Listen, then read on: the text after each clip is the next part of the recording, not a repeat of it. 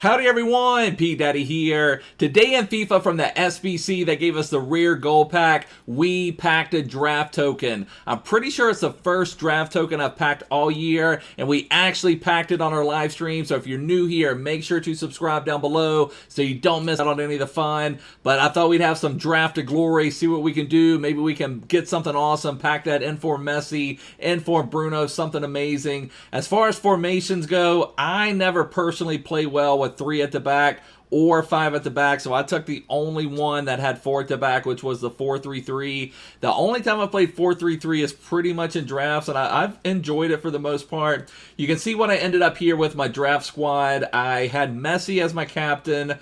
I didn't even end up starting him, but what I'm planning on doing in game is I'm going to take El Neni off and bring Messi in as my cam and keep everything else the same. Have Dembele as my left wing. That Europa League road to the finals, Aubameyang, will be able to test him out at striker. We'll have Salah at right wing. Also be able to test out Virgil Van Dijk a little bit. Have not really been able to test him out. Have Kante. So we've got a pretty decent team. We also have rule breakers, Nainggolan on the bench. So we'll be able to do a little bit of stuff. So we're going into our first match. They've got a Rashford, got a couple decent Premier League stuff, but we are rocking and rolling early, making some nice passes. We're even getting El Neni involved before he gets subbed off, pass into Aubameyang, and road to the finals, Aubameyang off to a big flurry. Back to Aubameyang again just a few minutes later, buries that one. So if you're in the market for an Aubameyang, I've got to say that Europa League road to the finals, Aubameyang is really strong. Here he comes a few minutes later, and within 22 minutes of game time, he's already got a hat trick. We're working again in the 29th minute.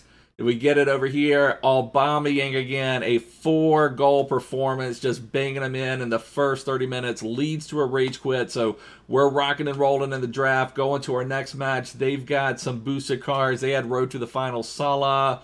But we come out again. We're not worried about it. We're passing in. We've got just regular gold Salah. He's able to bang in a goal for us right then and there. This is a really pretty goal. Salah, those chip shots this year are very OP. Do not be afraid to use chip shots this year from about anywhere on the pitch. If they're bringing the keeper out, you stop yourself, get a little bit of power into the chip shot, and elevate it over the keeper. They work really, really well this year, so just don't be afraid to use chip shots at all.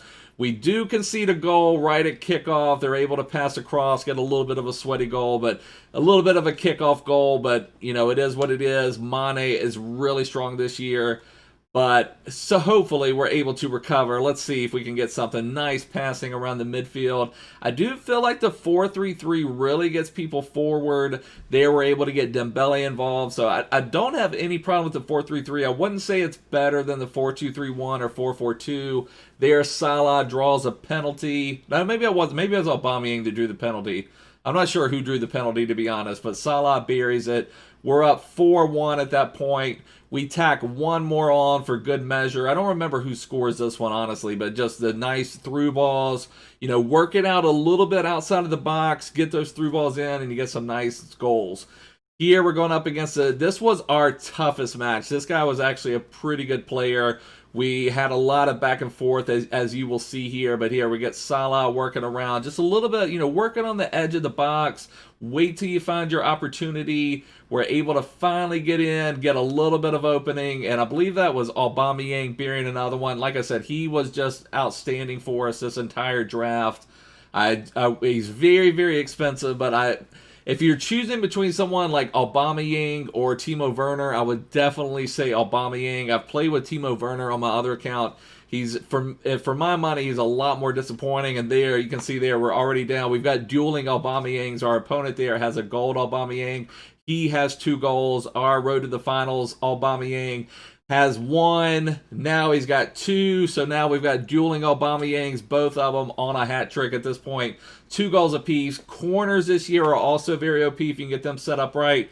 I'll show you there. That's the setup I'm preferring to do right now, just so you can know for what I'm liking to do on corners. I used to call someone short from the very beginning, and to call someone short, you hold in the RB or R1 button like while it's paused going to do the corner, and you'll have someone standing there short.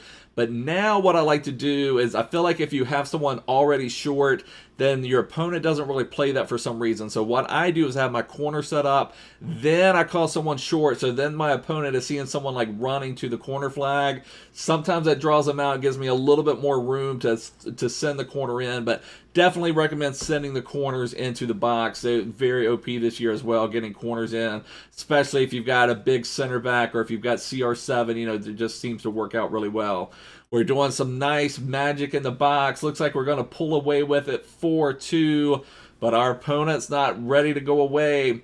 And that's one thing here. I wish I would have paused that one a little earlier, but I've heard a lot of people at times tell me that chem styles are not that important. Well, that Joe Gomez right there is on a basic chem style, and he was actually also on 7 chemistry in this match. I'm pretty sure, yeah, he was on 7 because he didn't get a manager's boost. So he only got a +3 boost to sprint speed, and there was a massive difference from that and my Joe Gomez with a shadow. There, my Joe Gomez could not keep up with anyone. I noticed that several times. So sometimes you'll hear people say chem styles don't do anything, they're not that important, but you know, I could really tell it here with my Joe Gomez.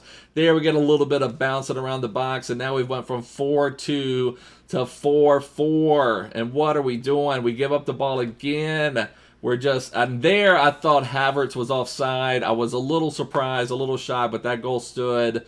We're now down 5-4, but we're fighting. We're going to fight back. We're not going to just let a 2-goal lead slip from us. We tie it up at 5, send it into extra time, but you can see the stats there. We had triple the shots, basically, so I felt like we were dominating the match, and then this was really frustrating. We had a little bit of a glitch, and it ends up leading to a goal for his Douglas Costa. Now we're down 6-5, but we're not going to let that happen. N'Golo Kante getting forward. He's going to bang in a goal for you here and there. We go to pins. First pin, it's saved by his shoestrings from his Allison.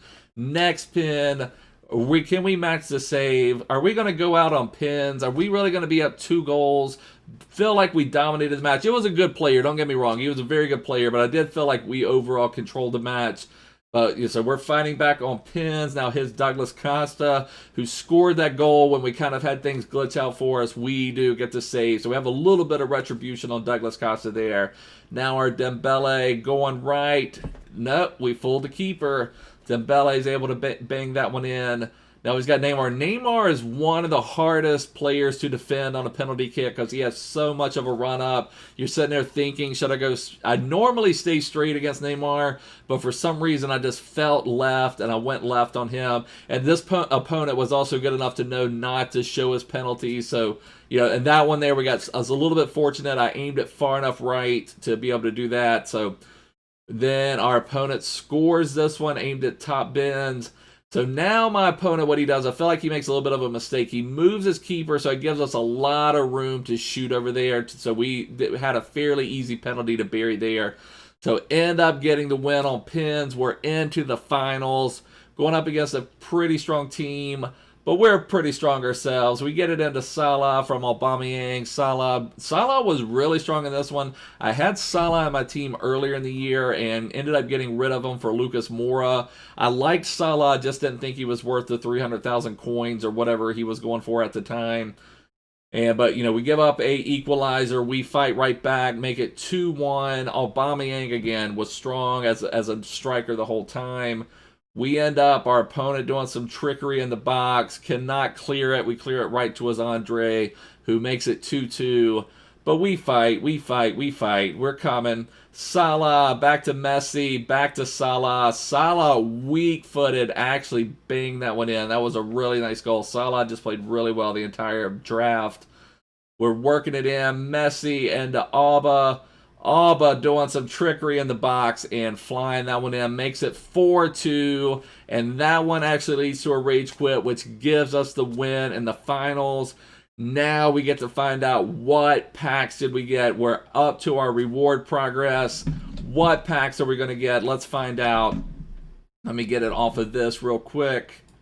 And we're here on the main screen. Now we're ready to claim our reward. Was it worth it? Can we get anything good? Give me, the last time I won a draft, I got the terrible reward. What's it going to get? Give us a rare players pack. We get the terrible reward again. The last 2 drafts I've won have been the premium gold pack and the 2 rare gold packs. I mean, that is terrible rewards for a draft win. They need to completely scrap that out of the draft for winning a draft. Like, that would be an okay reward for losing the finals. But honestly, when you lose in the finals, you're pretty much guaranteed a premium gold players pack, which is better. I don't know. That's really frustrating. That kind of takes me out of drafts. I'll get back into drafts at times because sometimes you will get like that rare players pack, but when you get those rewards, it just is killer. So just getting 79 rated Denair out of our premium gold pack.